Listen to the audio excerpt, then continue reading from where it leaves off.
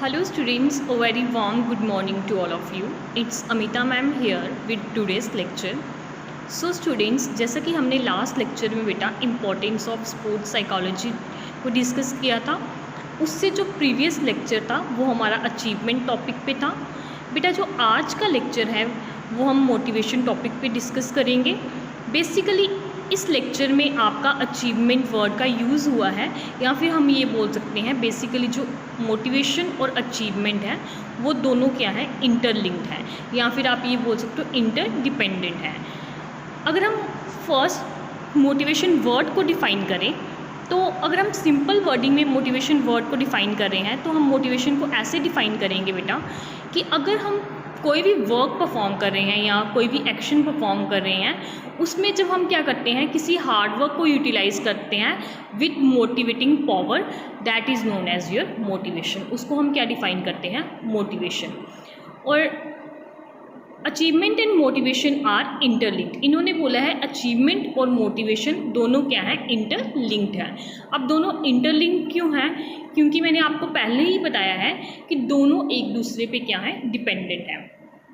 अगर हम कोई भी एम को सेट करते हैं बेटा, तो उसको फुलफ़िल करने के लिए जो हम हार्ड वर्क यूटिलाइज़ करते हैं, और जो हार्ड वर्क हम यूटिलाइज़ कर रहे हैं अगर हम वो पूरी मोटिवेटिंग पावर के साथ यूटिलाइज़ करेंगे तो तभी हम क्या करेंगे, अपनी एम को फुलफ़िल कर पाएंगे। इसलिए हम ये बोल सकते हैं विदाउट मोटिवेशन अचीवमेंट फुलफ़िल नहीं होती है। या फिर आप ये बोल सकते हो, हम जब भी कोई अचीवमेंट गेन करने की कोशिश करते हैं तो उसमें हमारा कौन सा फैक्टर यूज़ होता है, मोटिवेशन। इसलिए ये दोनों ही क्या है, इंटरलिंक्ड है एज वेल एज इंटरडिपेंडेंट है। Motivation is the moving force behind every action of achieving something. अब हम यहाँ बात हो रही है कि मोटिवेशन बेसिकली होता क्या है, तो हम मोटिवेशन को ऐसे डिफ़ाइन कर सकते हैं कि ये क्या है, एक मूविंग फोर्स है। जब हम कोई भी एक्शन को परफॉर्म करते हैं उसके बिहाइंड जब हम कोई मूविंग फोर्स लगाते हैं उसको हम क्या डिफ़ाइन करेंगे, as a motivation. Motivation force an individual to engage in and also to carry out on a particular activity। यहाँ पर जो मोटिवेशन फोर्स है वो एक इंडिविजुअल पर्सन को क्या करती है, एंगेज करती है, मतलब कि बिजी रखती है, और वो एक इंडिविजुअल पर्सन को क्या करने में हेल्प करती है कि वो अपनी पार्टिकुलर एक्टिविटी को कैरी ऑन करे। This moving force can not be seen और मेजर्ड। ये जो मूविंग फोर्स होती है हम इसको सीन नहीं कर सकते या फिर हम इसको मेज़र नहीं कर सकते हैं, but cause behavior, or we can say that it includes movement for the achievement of goal। but ये क्या करती है, हमारे बिहेवियर में सीन हो सकती है या हमारे बिहेवियर को चेंज करती है, और ये एक इंडिविजुअल पर्सन को किस में हेल्प करती है, अचीवमेंट ऑफ गोल। कि एक इंडिविजुअल पर्सन ने जो एक एम को सेट किया है या फिर गोल को सेट किया है उसको ये अचीव करने में हेल्प करवाती है। Therefore, Crook and Stein define। अब बेटा यहाँ पर एक डेफिनेशन आई है according to author. According to Crook and Stein ने मोटिवेशन को कैसे डिफाइन किया है, any condition that might energise and direct our action. कोई भी ऐसी कंडीशन जिसमें हम क्या करते हैं, अपनी एनर्जी को यूटिलाइज करते हैं और अपने जो एक्शंस हैं उनको क्या करते हैं, डायरेक्ट करते हैं।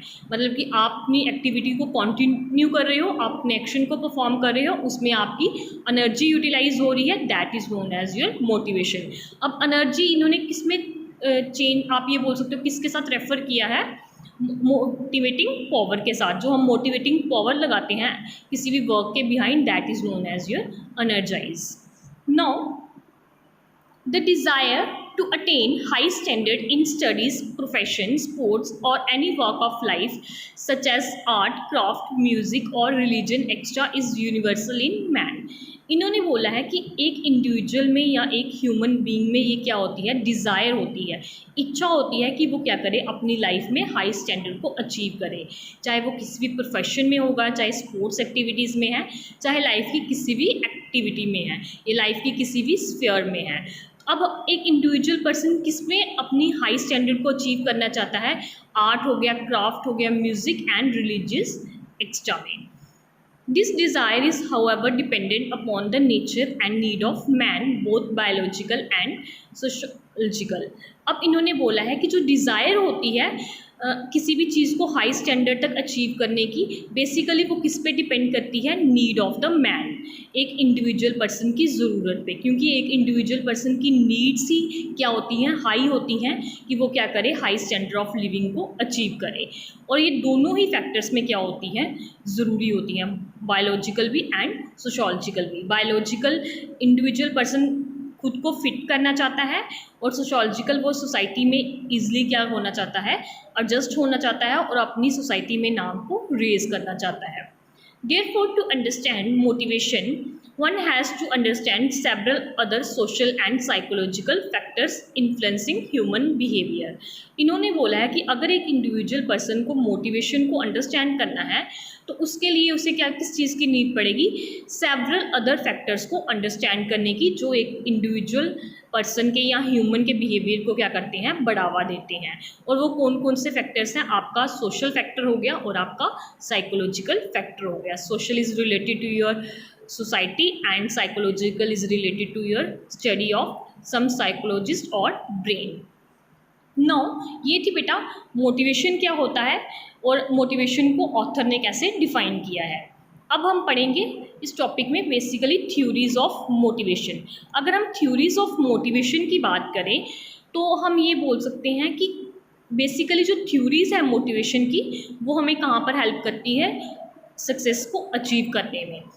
To understand the role of motivation and the methods of motivation to achieve success, it is very important to study as to why we engage in a particular activity such as music, art, sports, etc. and why we want to achieve excellent in that field. इन्होंने बोला है कि अगर हमें motivation को या theories of motivation या methods of motivation को अच्छी तरह से क्या करना है, अंडरस्टैंड करना है कि इसके लिए हमें किस चीज़ की ज़रूरत पड़ती है कि एक इंडिविजुअल पर्सन प्रॉपरली तरह से स्टडी करे कि वो अगर इंगेज है पार्टिकुलर एक्टिविटीज़ में, या फिर वो क्यों हाई लेवल तक, हाई स्टैंडर्ड को या हाई एक्सीलेंस को अचीव करना चाहता है। Now, various theories of motivation. अगर हम थ्योरीज ऑफ मोटिवेशन की बात करें तो सबसे पहली आपकी थ्योरी है instinct theory, second one is your need theory, third one is your drive theory, fourth one is your incentive theory and fifth one is your expectancy theory. बेटा आज हम सिर्फ इंस्टिंक्ट थ्योरी को डिस्कस करेंगे। Now अगर हम instinct theory की बात करें तो हम इंस्टिंक्ट थ्योरी को कैसे डिफाइन कर सकते हैं बेटा। This theory of motivation is based on the assumptions that instinct or inner form of behavior are the basic cause of our behavior motivation.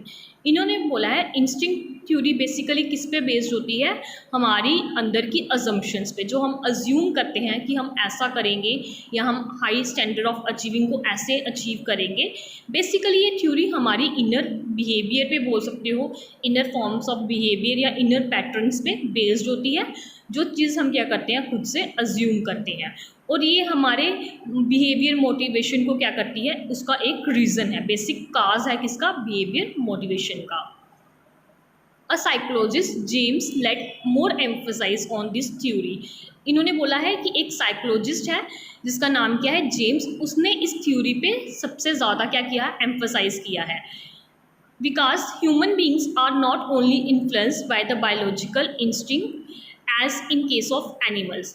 अब उसने क्यों ज़्यादा एम्फोसाइज किया है, क्योंकि उसने बोला है कि ह्यूमन बींग सिर्फ बायोलॉजिकल फैक्टर से ही क्या नहीं होते, इन्फ्लुएंस नहीं होते हैं। जैसे हमें पता है कि जो एनिमल्स होते हैं वो क्या करते हैं, बायोलॉजिकल फैक्टर से ही इन्फ्लुएंस होते हैं, बट जो ह्यूमन बींग है वो बायोलॉजिकल फैक्टर से ही सेटिस्फाई नहीं होता या फिर वो इन्फ्लुएंस नहीं होता। Because but are also influenced by some other instinct such as sociality, jealousy and sympathy extra. अब रीज़न क्या है कि ह्यूमन बींग क्यों बायोलॉजिकल फैक्टर से ही सिर्फ इन्फ्लुएंस नहीं होता, क्योंकि एक इंडिविजुअल पर्सन अदर फैक्टर से भी इन्फ्लुएंस होता है। और कौन कौन से फैक्टर हैं, जैसे सोसाइटी में सोशलिटी हो गई, आपका जेलसी हो गया आपका, या फिर आपकी सिंपैथी होगी, तो ये सारे फैक्टर्स भी क्या करते हैं, एक ह्यूमन बींग को इन्फ्लुएंस करते हैं, which come under the category of psychologist instinct. और ये सब किसकी कैटेगरी के अंदर आते हैं, साइकोलॉजिकल इंस्टिंक्ट, क्योंकि साइकोलॉजिकल इंस्टिंक्ट ऐसी आप ये बोल सकते हो थ्योरी है जो किससे रिलेट करती है, हमारे ब्रेन के साथ रिलेट करती है। इसलिए जो ह्यूमन बीइंग है वो इन सारे इंस्टिंक्ट से क्या करता है, इन्फ्लुएंस होता है। However this theory of motivation describe behaviour theoretically. इसलिए हम ये बोल सकते हैं ये जो थ्योरी है मोटिवेशन की, ये एक इंडिविजुअल पर्सन के बिहेवियर को थ्योरेटिकली डिस्क्राइब करती है, but does not explains it by observable process. और हम ये बोल सकते हैं कि ये इंडिविजुअल पर्सन को ऑब्जर्व करके क्या नहीं करती है, एक्सप्लेन नहीं कर सकती। बेसिकली ये कैसे डिस्क्राइब करती है, थ्योरेटिकली एक ह्यूमन बीइंग के बिहेवियर को डिस्क्राइब करती है। At the same time, it gets strengthened from the fact that instinct led to the occurrence of similar responses pattern in a given species. और इसी के साथ सेम टाइम पे हम ये बोल सकते हैं कि जो इंस्टिंक्ट थ्योरी है वो क्या करती है, एक इंडिविजुअल पर्सन में स्ट्रेंथन को क्रिएट करती है। किससे? क्योंकि वो क्या कर सके, सेम स्पीसीज जो same given pattern of species होता है उनमें क्या कर सके, रिस्पॉन्स को दे सके। इसलिए हम ये बोल सकते हैं बेसिकली जो इंस्टिंक्ट थ्योरी है वो हमारी इनर अजम्पशंस पे बेस्ड होती है, इनर बिहेवियर पे बेस्ड होती है, और ये एक काज है किसका, बिहेवियर मोटिवेशन का। बेटा आज के लेक्चर में हम सिर्फ फर्स्ट थ्योरी को ही डिस्कस करेंगे, नेक्स्ट लेक्चर में मैं आपको बाकी थ्योरीज के बारे में बताऊंगी। आज का लेक्चर बेटा यहाँ पर ही ख़त्म करते हैं हम। Thank you, have a nice